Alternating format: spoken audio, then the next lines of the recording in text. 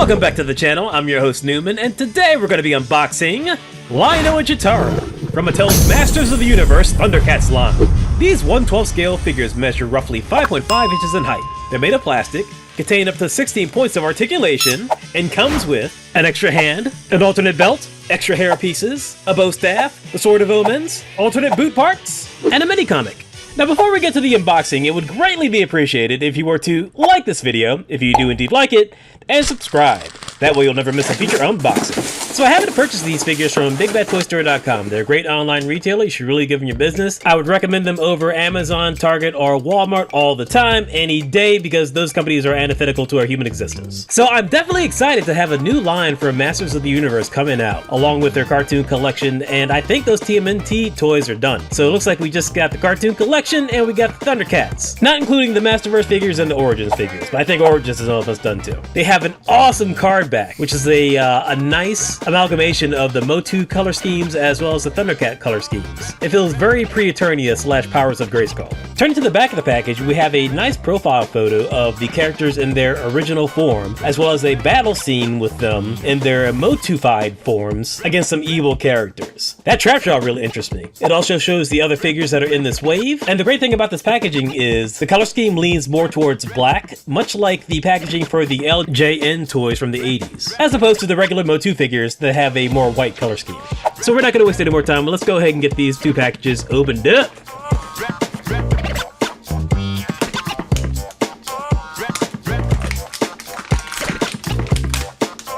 Alright, and here we go. Lion-O and Cheetara.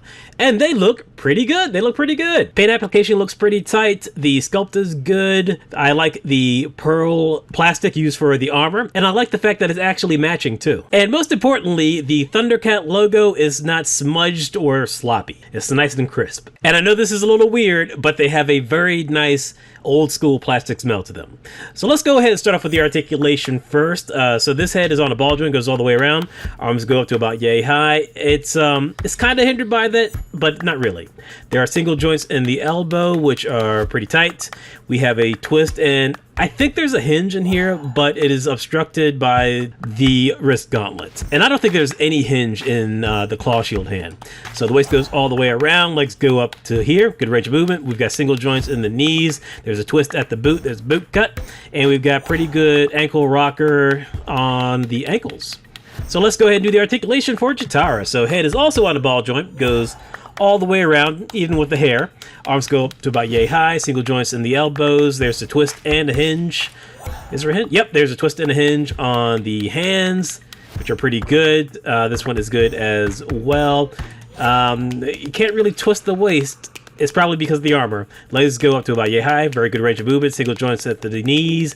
Got a boot cut here as well, and we've got pretty good ankle articulation here as well. So this articulation is the cut and paste from the Origins and Cartoon Collection figures, making sense considering these are also 5.5 scale figures. Moving on to the accessories. So first up with Lion-O, we have the replacement boots. The white paint application on here is pretty good, and they're the pegs. We have the replacement belt. Paint's good on that. We've got Carrot Top's wig, we've got a replacement hand, and we also have the Sword of Omens. It's all a silver pearl plastic with red paint application, and mine is a little bent. So I'm probably going to have to put this in some warm water at some point. But sculpt is good. Here is Cheetara's stuff. We've got the bow, we got the boots, we got the hair. All right, looking good.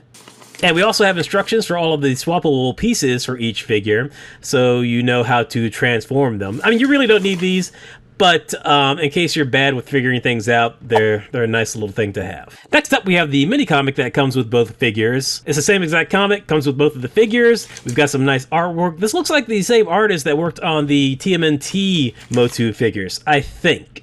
You can pause it and try and read it if you can, but just go out and get the figure if you really want to. Now, rounding back to the figures themselves, overall, I think they do look really good. I really do like them. I like the paint application on here. I like that the figures aren't too glossy. There's a little bit of matte in there. So it looks a little higher quality than your normal 5.5 scale action figure in this price range at any event.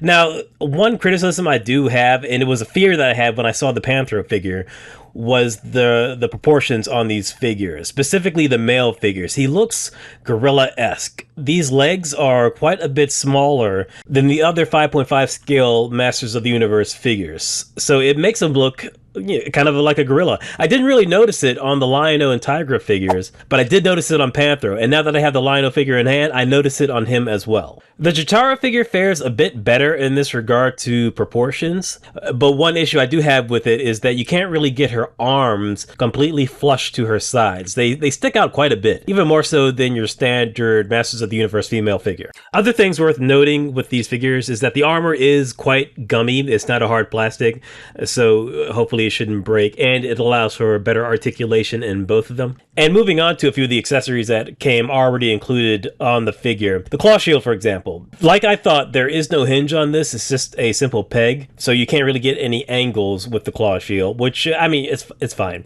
Yeah, as you can see, the extra hand for when you swap out the claw shield does, in fact, have a hinge on it. I kind of glossed over that when we went over the accessories. But I'm not a big fan of how this claw shield looks when it's on the belt.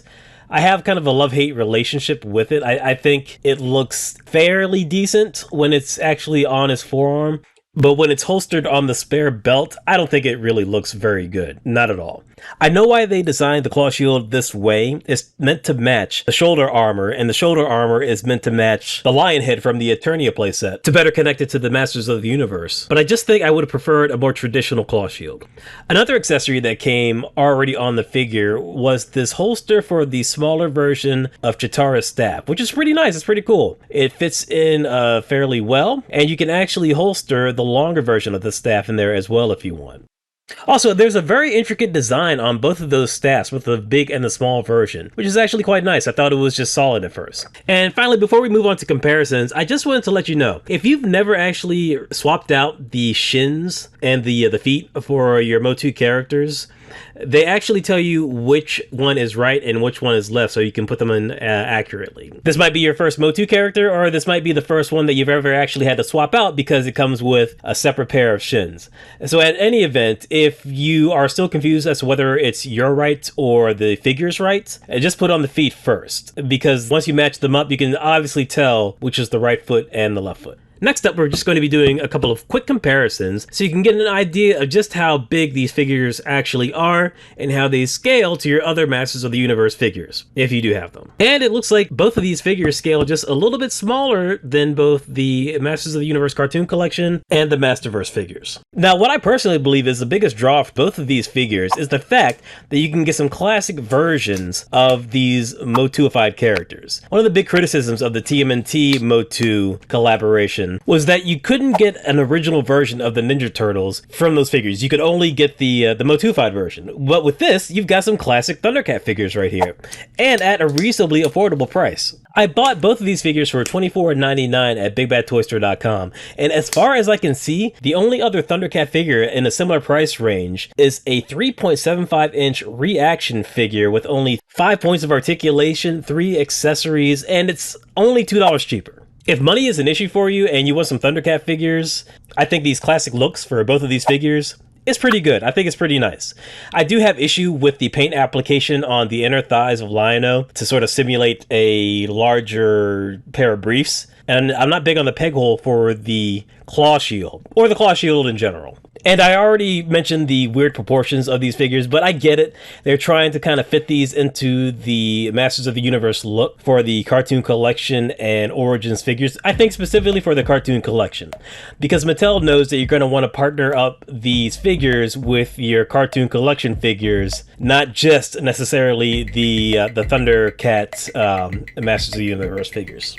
And I'm going to go on a tangent, but I think there may have been a missed opportunity to have this line in the Masterverse scale so that Mattel could actually capitalize on some higher end Thundercat figures that could really give Super 7 a run for their money. Now, I'm no insider, but if there was some sort of contractual obligation for them to only have it in the 5.5 scale, then I get it. But otherwise, I think it was a real missed opportunity not to have some Masterverse size Thundercat figures. I think they would have been fantastic. But as it stands, I think these figures are pretty neat. Not without their flaws, but still pretty neat and very affordable.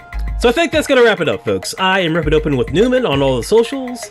Please like and subscribe if you enjoyed this video. Hit the bell for notifications, and I will check you later.